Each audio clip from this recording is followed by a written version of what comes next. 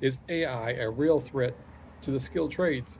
If you look at the Reddit threads, it's all over the place that they believe that the skilled trades are one of the safest places to still get a career that is AI proof. But unfortunately, that's not the truth. China just proved that even the most dangerous manual labor on earth can be automated. China's state grid just deployed robotic electricians across 26 provinces. They work on live, energized 10,000 volt power lines high in the air using 3D Lidar and AI. These machines can strip insulation, tighten connections, and splice wires with millimeter precision. The result, they do it 50% faster than human crews with a 98% success rate. And at the same time, the US faces a crippling shortage of 40,000 electricians. China is scaling this tech into the real world right now. And how long do you think before it comes to the US? I was an apprentice electrician for a couple of years, and it takes roughly 5 years for someone to go from being an apprentice to a full-fledged electrician, and you still have to pass the different exams to become a master electrician. You can't just work anywhere and call yourself an electrician. And my dad, he was a lineman, and I can remember him coming home. He was the guy who climbs the telephone poles, and he climbed those big 200-foot towers, the really high voltage stuff, 13,000 volts. He was even killed on the job one time. Somebody had to climb a ladder up to the top of the telephone pole and get him and drag him down, and they resuscitated him. He says he doesn't remember much about the event, but one thing that stuck in my mind was, as an apprentice electrician, I was working in one of the chemical plants. I think it was ExxonMobil, and they'd have a whole lot of steam lines, and we had to pull a cable about 15 feet up in the air, which is not very high, but the cable trays were all intermixed with all these steam pipes.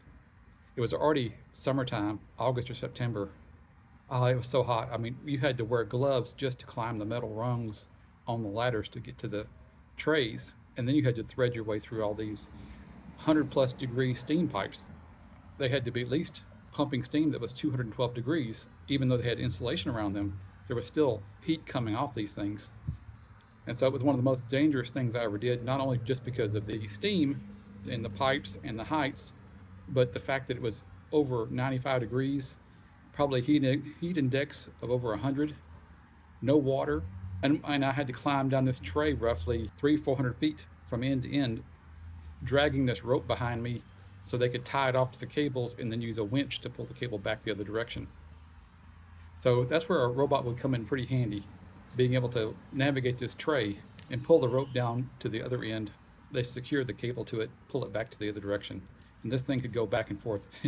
I actually thought at the time it would be great to have like a little monster truck, remote controlled truck that could just drive down the tray. If you had a camera mounted on it, that kind of technology with the cameras and things like we have now didn't exist. You could get the little truck, but you couldn't really guide it too well. You'd have to be up in the tray with it as it trucked on down the tray and got to the other end.